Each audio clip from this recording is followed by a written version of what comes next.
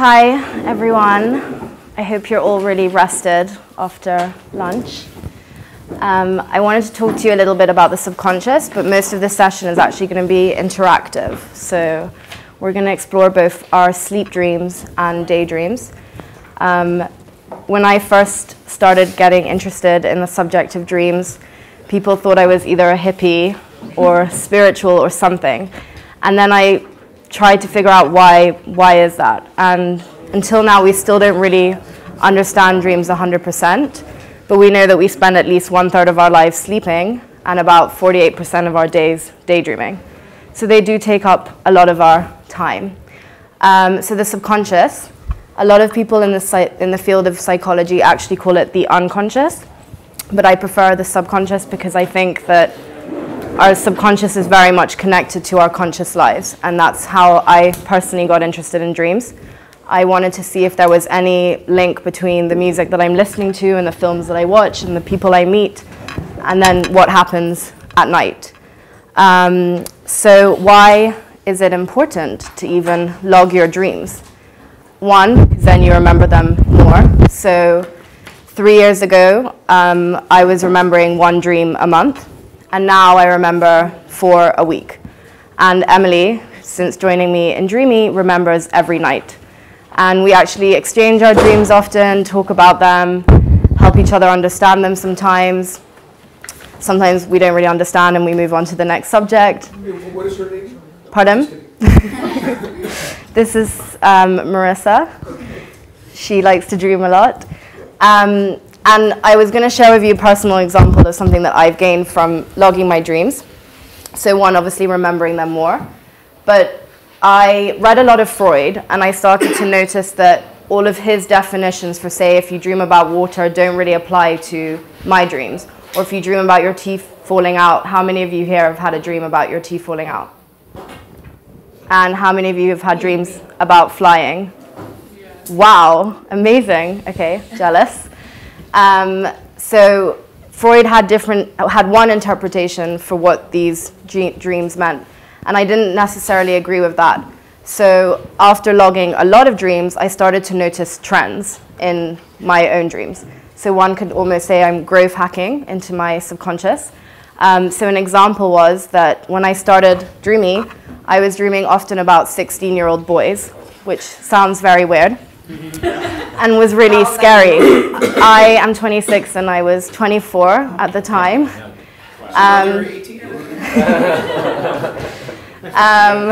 Yeah. And I was also separately dreaming about where I lived in London until I was about 14 years old. So it was a reoccurring location, South Kensington, my flat, different parts of that area. And I didn't even think about the connection between the two.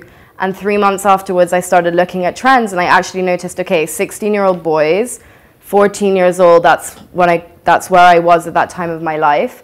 And my own conclusion was that I was nostalgic from my youth. Like, I'd become this businesswoman, doing things that I'd never done before in my life, like meeting with investors, wearing a suit, and I'd kind of forgotten about my real age. So I decided to set myself, like, a dream for each week, which is to do something really childish. So, like, go rollerblading or see 3 films in a row, or like go partying until 6 a.m.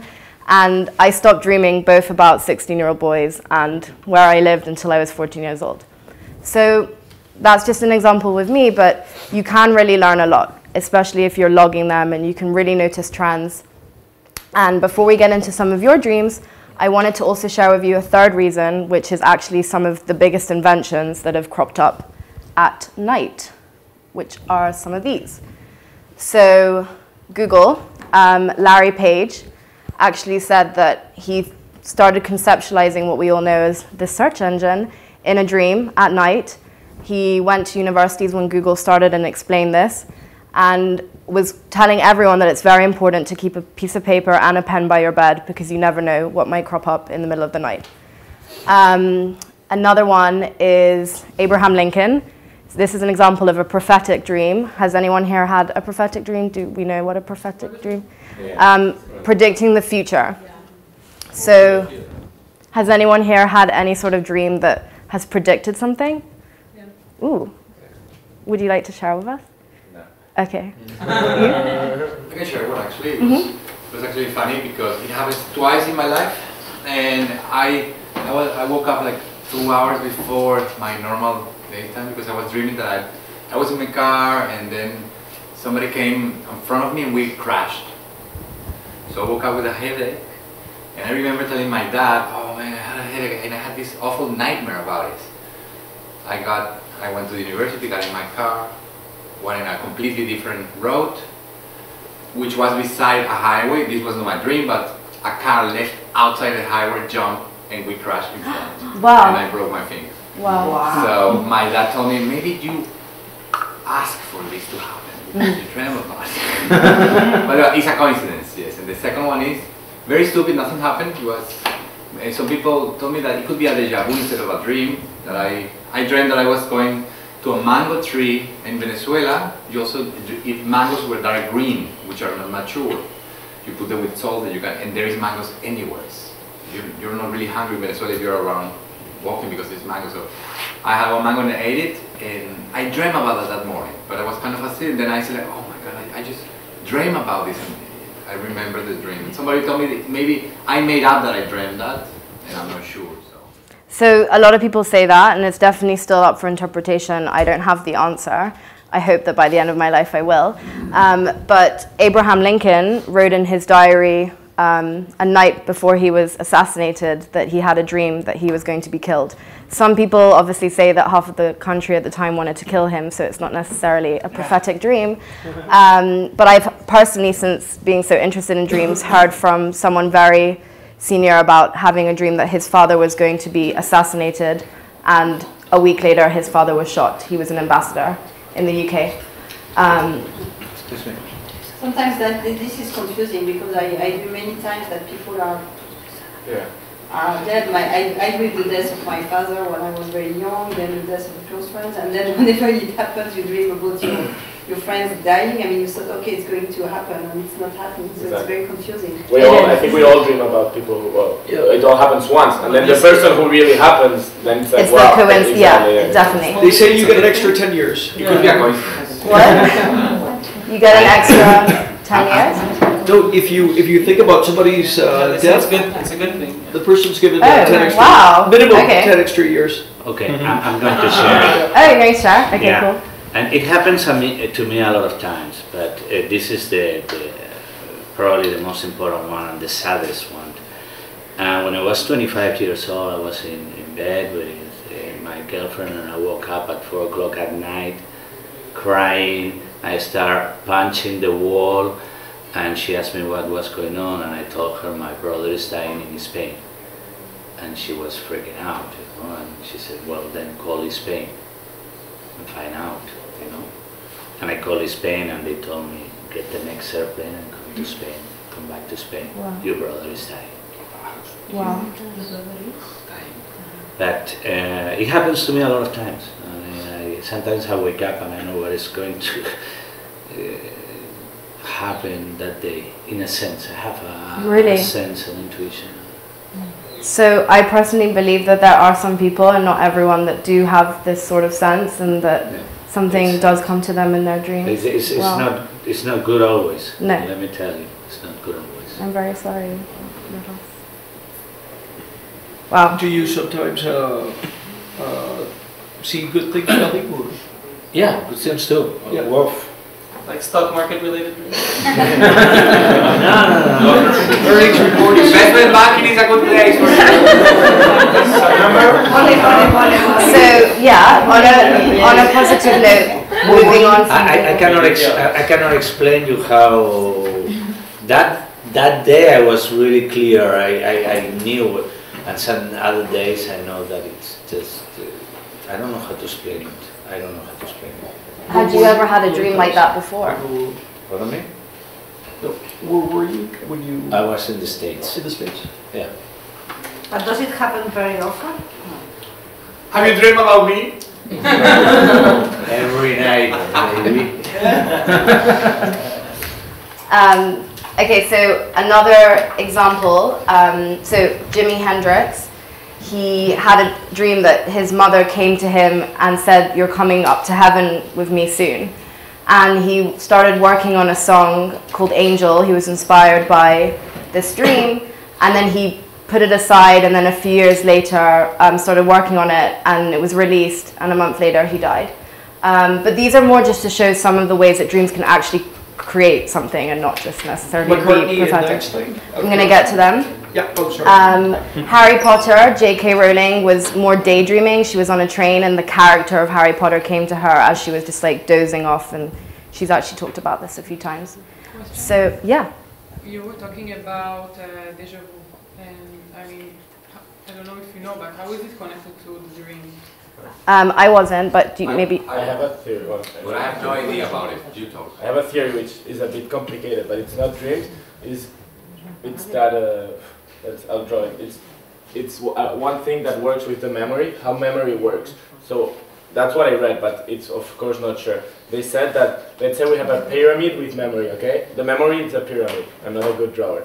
So then when you see something, okay, the electric current comes and goes up here, okay? And then once this is our latest memories, okay? And then it gets saved, or here, or here, or here, okay? So then, for example, here is all our food memories. Here is all our animal memories, okay? So it comes here, we analyze it, and then we stock it, okay? And then then imagine, okay, you stock it, and then if you're still looking at him, this is maybe half a second, okay, until it's stocked, and then you can compare this dog with another dog because you're seeing it, you know. So the first half a second you're just analyzing it, saving it in the folder it should be, and then you start comparing to other things in there, okay. So the thing is, sometimes we ignore this way up, so we don't remember it. Our head, let's say, doesn't remember it went here, and we think it was already stocked. You understand? This is ignored by your brain because maybe we're thinking another thing, something like that happens, or we see it, we're not conscious about it. So we think it was already inside our head. But the thing is, it happened without us being conscious of it happening. So you think, I already saw it, and you say, maybe I dreamt about it. But the thing is, you weren't conscious that it just happened at the. So it's linked to speed. You understand? That's a. It got saved without you knowing. Exactly, it got saved without you knowing it. I've seen examples of firemen in a building that all of a sudden they knew that the building was going to fall apart, and they told the whole team, you know, get the hell out of here, you know. But that could be intuition. Or knowledge. Or knowledge. Yeah. That can be a lot of knowledge, you know. That's if something breaks.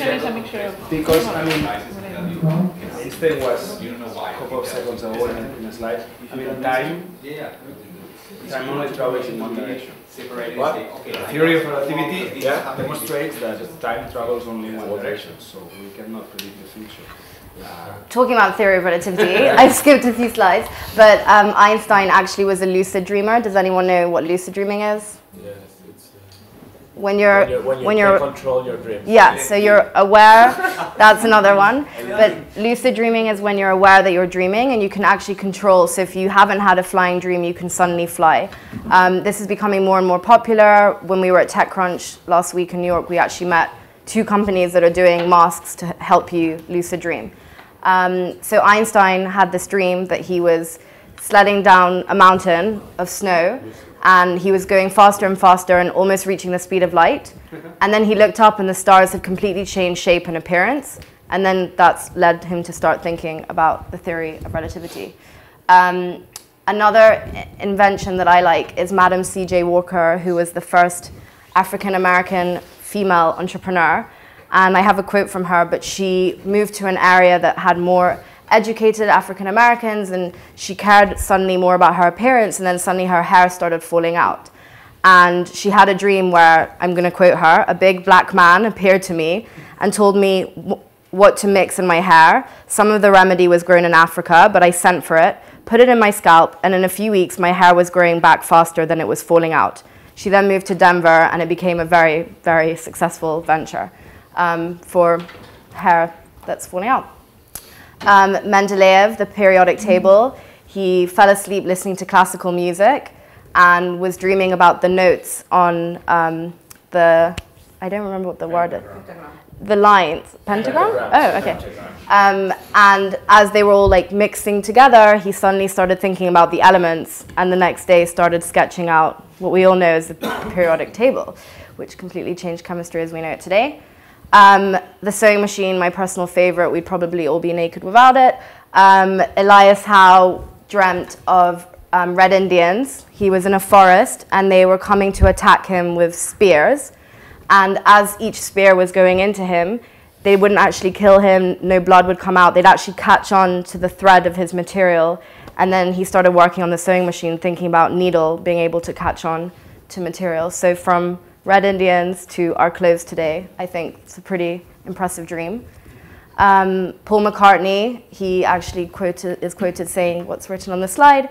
He also fell asleep listening to music, playing a bit of the piano, and came up with the melody for Yesterday, which is one of the most covered songs in the history of music. And also will.i.am comes up with a lot of his music and dreams. I personally have never dreamt with sound. Has anyone here heard something in their dream? Yeah? Nice. Cool, lucky. And the Terminator, James Cameron was in Rome post-filming. He had a really high fever, and he had what is called a fever dream, where I also have the quote. I like quoting them directly. He said, "There was an explosion, and coming out of it was a robot cut in half, armed with kitchen knives, crawling towards a fleeting girl. Despite a 102-degree fever, Cameron sketched the robot down after he woke up, which later became The Terminator, which is also a very successful movie."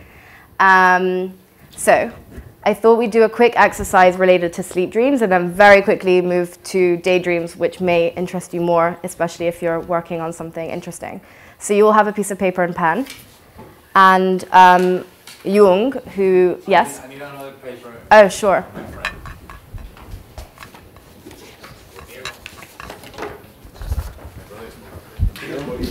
Anyone else need paper? I'm sorry I don't have enough pens.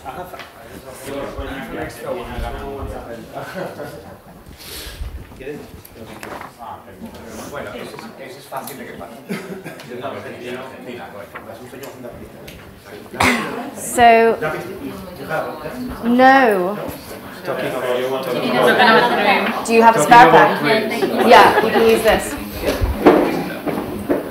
Someone is dreaming. The goal of this is to make people not laugh when you say dreams, by the way. The goal of this is for everyone to leave afterwards and talk about how impressive dreams are rather than to laugh about them. No, we were saying that talking about dreams, someone is dreaming. Right. Okay, good. It disconnected. No, you have to touch, just touch the... Okay. I thought the computer. Yeah? Yeah, thank you so much. We have. But now you turn this off. Sí, se ha creído, o sea, que You just have to... no ha entendido. Okay. So this next 5 minutes involves you not talking to anybody else and really thinking about a dream that you've had in the past.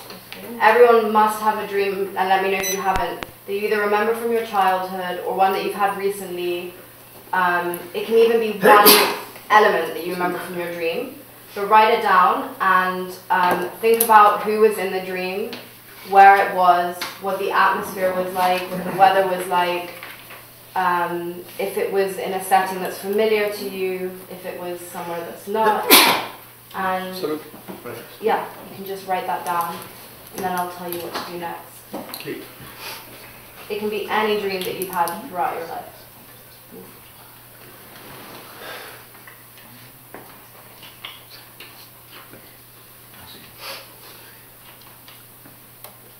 So what we are supposed to do is describe the dream.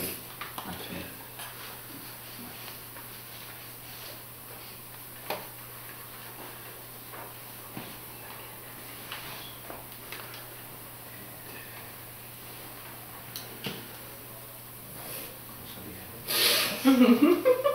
Ya sé que lo que sí.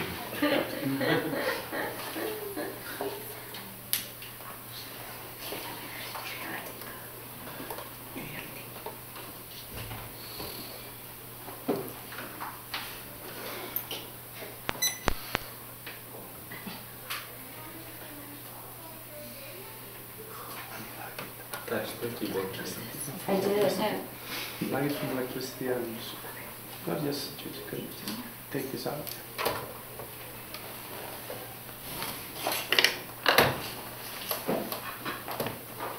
Okay, now plug it.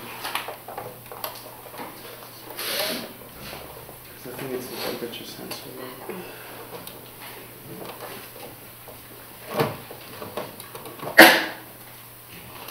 And now press on.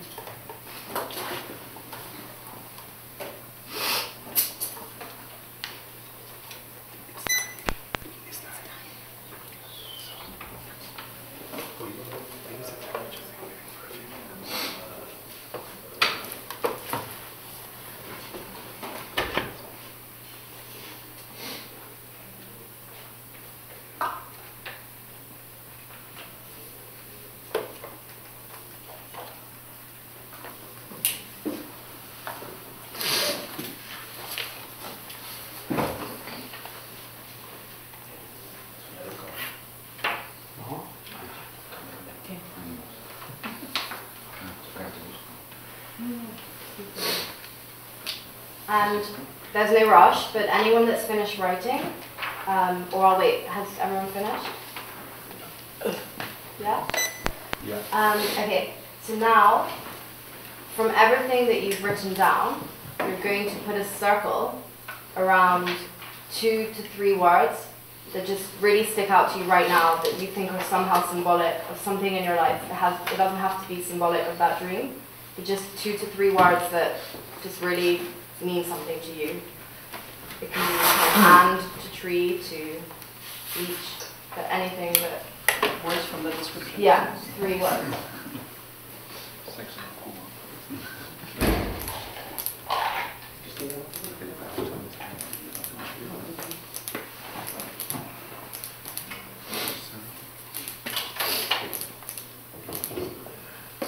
So, would anyone like to share the 3 words that they circled and explain why they are symbolic to them? Great. Well, I've chosen fly and slow because I'm having some quite ambition and ideas for going so high, but finally it turns to be slower than I like it to be. So the slow for you is actually like negative? That's how it is. I can say it. Okay. It's not stopped, so it's just slow.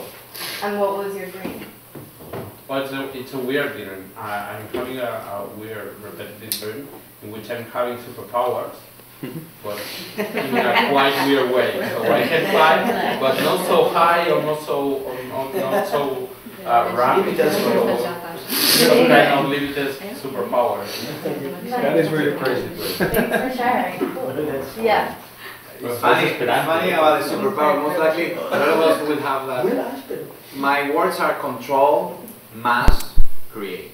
Mass. Things. Mass. Material, mass. Medical mass, material, materia.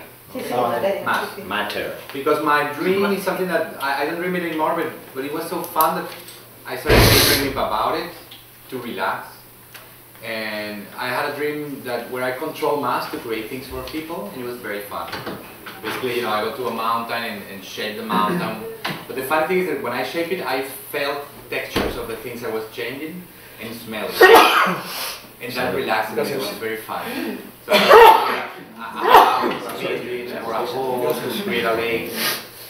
And I had like 3 times that dream. And then, sometimes to fall asleep, I use it. I daydream about it to fall asleep. Good. It's a very comforting thing. That's what you're supposed to do, especially if you're thinking about something that's troubling you. Like, try and think about it, even if it seems like it's so anal. Like, think about it repetitively until you fall asleep, and a lot of issues can be solved in your dreams. Okay. I have that's not a good dream because I always wake up, but that happens from time to time.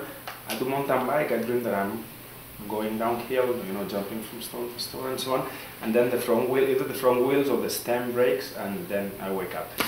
it's really annoying because usually it happens on a Saturday and the day after I'm going on Sundays.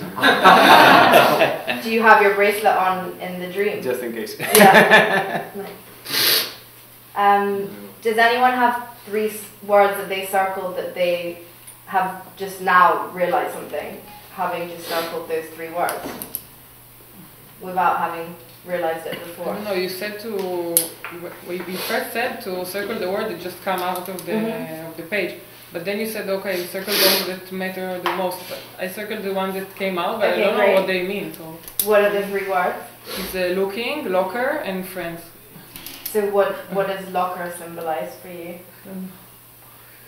It's just like my dream is in high school, and it's just like kind of embarrassing because I was walking down the hall of the high school, and everybody looking at me, and then I realized I'm naked.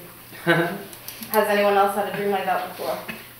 I think it happens a lot with girls. Yeah.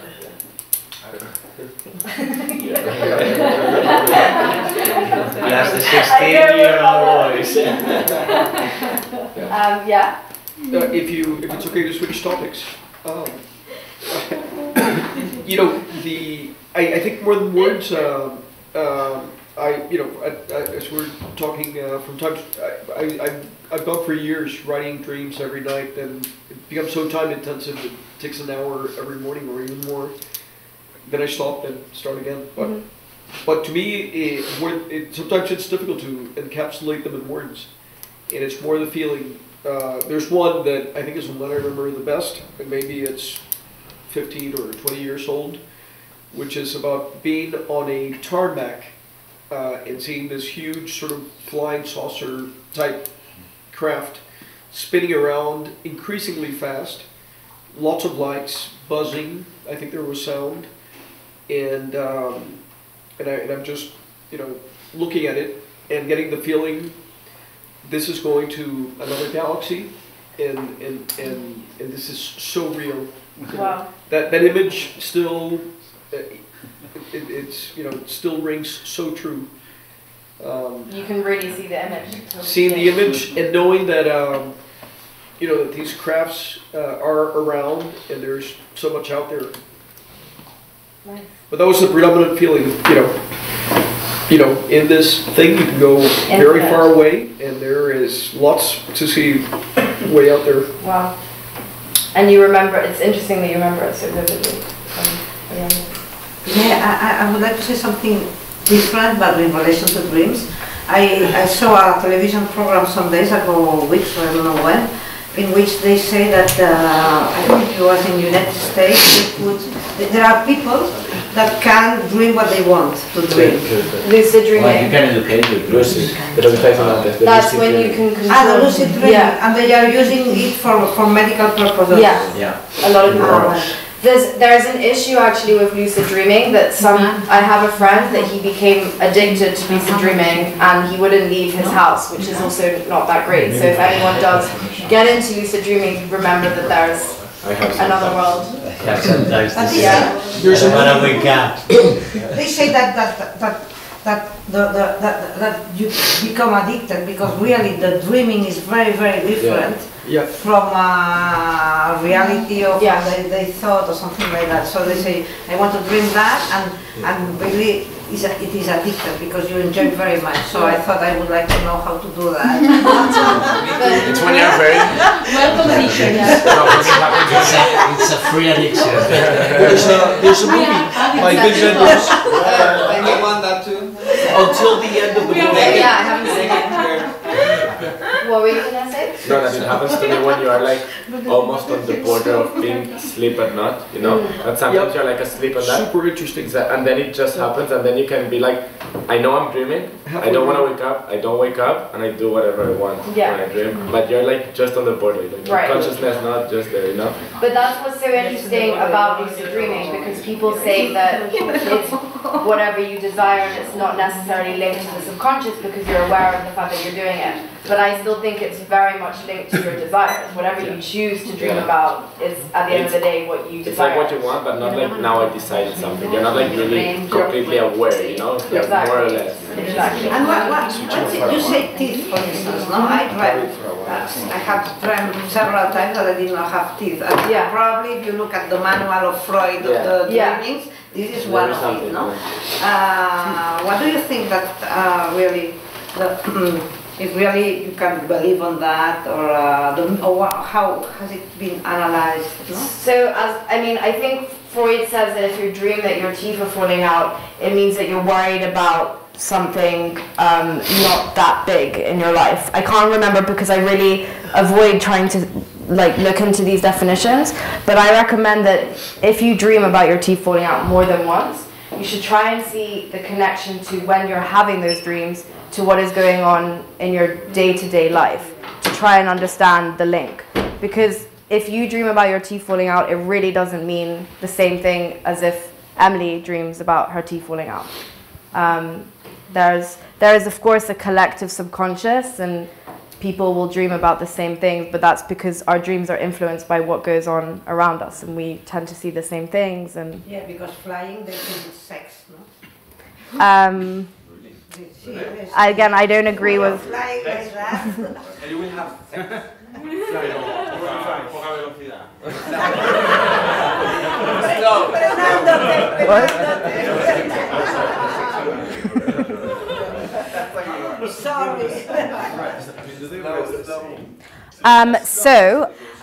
One of my dad's friends, who's a really experienced lucid dreamer, there's also different stages to lucid dreaming. There's lucid dreaming where you're just aware but you can't control it. Then there's the stage where you can.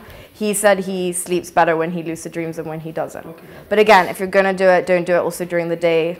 Go outside of your house and enter the other world.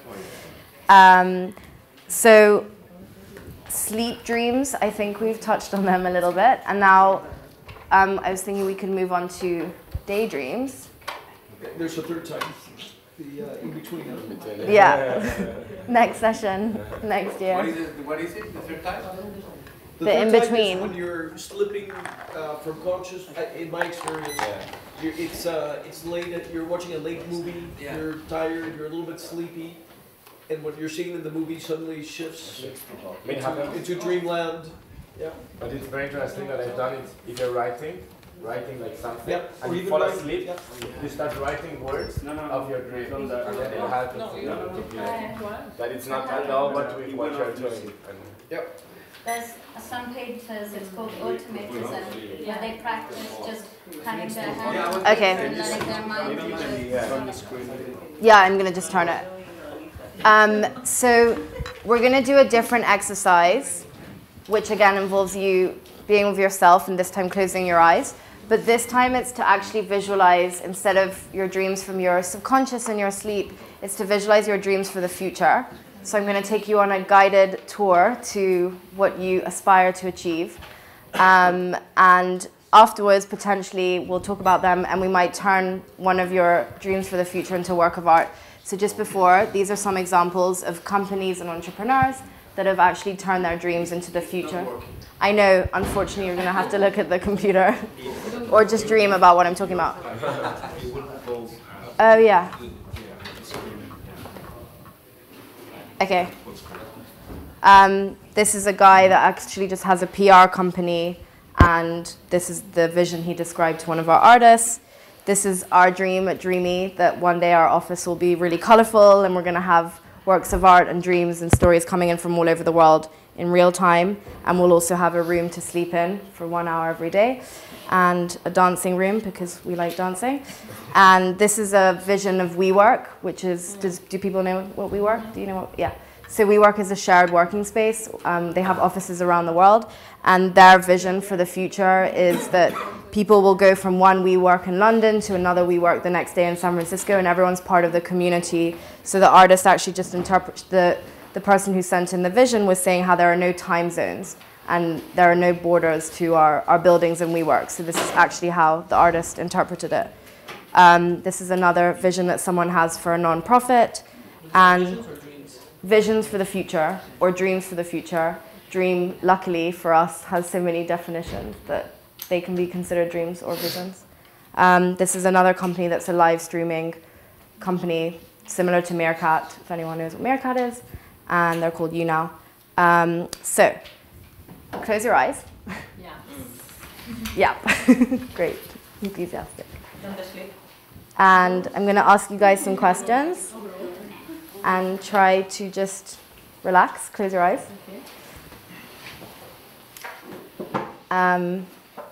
Great. So you are all leaving Catalonia. You're all leaving Spain. You're all leaving Europe. You're leaving the world. You're going to somewhere else. And you're walking on some sort of path. This path symbolizes your career. It symbolizes something that is the journey you're on right now. And you're walking on this path with either the people that you work with, or someone that you love, or a few people that you love. And I'd like you all to just think about what this path looks like to you, what it's made out of, what is the texture, is it a long path, is it a short path? What is the weather like, if there is weather, the atmosphere, and you're continuing to walk down this path, and somebody that's walking with you points out that there's an object in your pocket, and you pull out this object, and this object symbolizes your vision or your profession or what you're really trying to achieve, whether it's your company or where you're working or something you'd like to do in the future. This object can be anything, but it's one object and it represents what you're trying to achieve. So you're now walking on this path that you've thought about.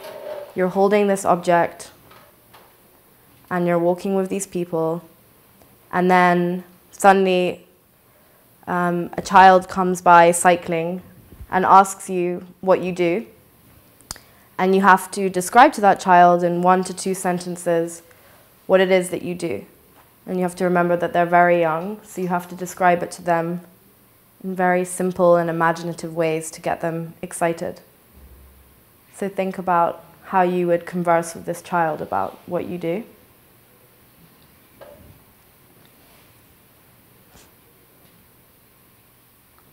And then you carry on walking, and someone else comes by on a bicycle and has a handwritten letter, especially for you. And this is a letter. People don't send letters anymore. And it's someone that you've either known in your past, but you haven't seen for many years, or someone you've never met before. And they've written a really long letter just to tell you how much they appreciate everything you've done, whether it's for them or for the world, or for a few people, and there's one sentence in that letter that really stands out. And you're just holding this piece of paper and you're just beyond happy that someone has sent you these amazing words of gratitude. And you're now walking down this path the way you've envisioned it.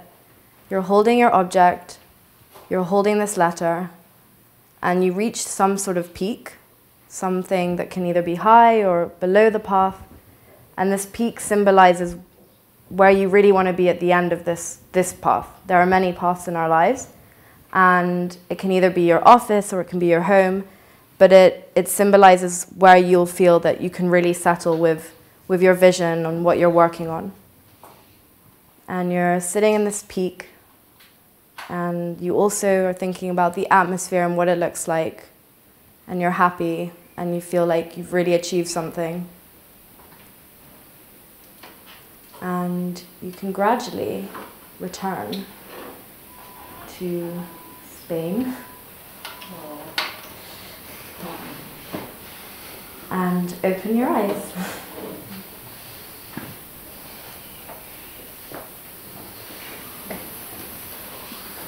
Or not.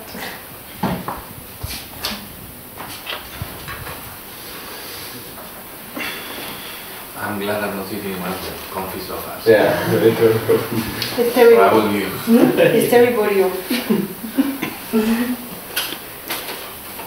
Terrible. Because you to get to sleep dreaming. Yeah. Does anyone want to share the path that they, like the whole vision that they conceptualize in their head now? Yeah? Well, I was walking on that path, and it was in a landscape similar like this, you know, very green, but the path was all sand. Not difficult to walk, very. But I was not walking on the grass. And my children were there with me, and what I had in my pocket was a key. Oh, nice. And I kept on walking with the key in my hand, and then I explained what I did, what I do to this other child. And I kept on walking towards the peak, and it was a very nice view of a very, very nice and green forest. And what do you think the key is for? I don't know. I have to think about it. Great. Okay, cool. Anyone else have a path that they'd like to share? Wow. Yes? Mine is like a conveyor belt, but okay, cool. It's a rainbow. Wow. And it's on the space. We were walking on the space. Nice. The object is a star. It's a shiny star. I think of shiny star. And at the end of the path, there's my kids actually waiting for me. That's so beautiful. Very happy. Was it moving quickly? The conveyor belt? No. We're just walking around. But it looked like a conveyor belt. I mean, you know. A rainbow. Yeah. Anyone else? So I recommend you guys to think about those paths and to do something like that once in a while. We've actually had a lot of entrepreneurs that have told us that this has really helped them figure out a little bit more how their vision is even bigger than they thought it was. And definitely consider your sleep as an important aspect of your life, and try to write down your dreams. And one tip for tonight before you go to sleep is to ask yourself, will I remember my dream tomorrow morning? And not because Sharonna told you to ask you that, but rather because you're just intrigued. And the curiosity will feed into your subconscious, and a lot of the times you will remember your dream the next morning just because you were curious and you really wanted to the night before. So sweet dreams tonight. And if you do remember your dreams, please tell me tomorrow because I'm intrigued.